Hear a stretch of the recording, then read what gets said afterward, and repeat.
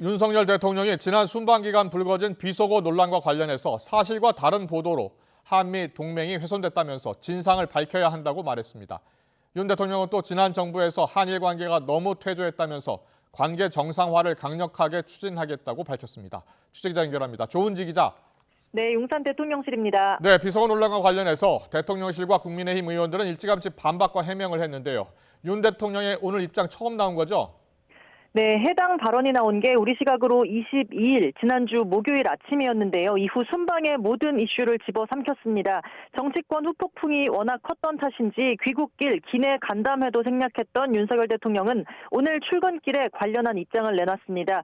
윤 대통령은 사실과 다른 보도라고 규정했습니다. 정치권 일부에서 예상했던 사과나 유감 표명 없이 해당 발언이 사실과 다르다는 왜곡 프레임으로 정면 돌파를 선언한 겁니다. 직접 들어보겠습니다. 사실과 다른 보도로서 이 동맹을 훼손한다는 것은 국민을 굉장히 위험에 빠뜨리는 일이다. 그 부분을 먼저 얘기하고 싶고요. 그와 관련한 나머지 얘기들은 먼저 이 부분에 대한 진상이라든가 이런 것들이 더 확실하게 밝혀져야 된다고 저는 생각합니다. 네, 특히 반박을 넘어서 진상규명을 언급한 부분이 눈길을 끄는데요. 실제 대통령실 고위 관계자들은 YTN에 이 사안에 대해 입장을 밝힐 건 대통령이 아니라 첫 번째 보도를 한 MBC라고 이구동성 주장했습니다. 대통령의 발언이 정확히 무엇인지 현장 잡음도 있어서 불분명했는데 MBC가 단정적으로 바이든이 쪽팔려서 어떡하나라는 자막을 달아 각인 효과가 생겼다는 겁니다.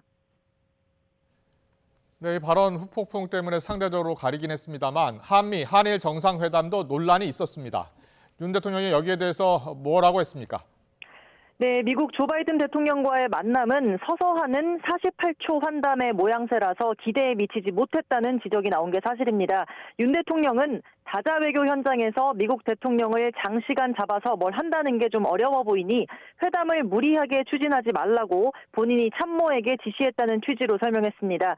대신 장관과 NSC 차원에서 구체적으로 논의해 바이든 대통령과 최종 확인만 하기로 했다며 실제 인플레이션 감축법 IRA에 대해 바이든 대통령이 충분히 이해하고 있다는 걸 직접 확인했다고 강조했습니다.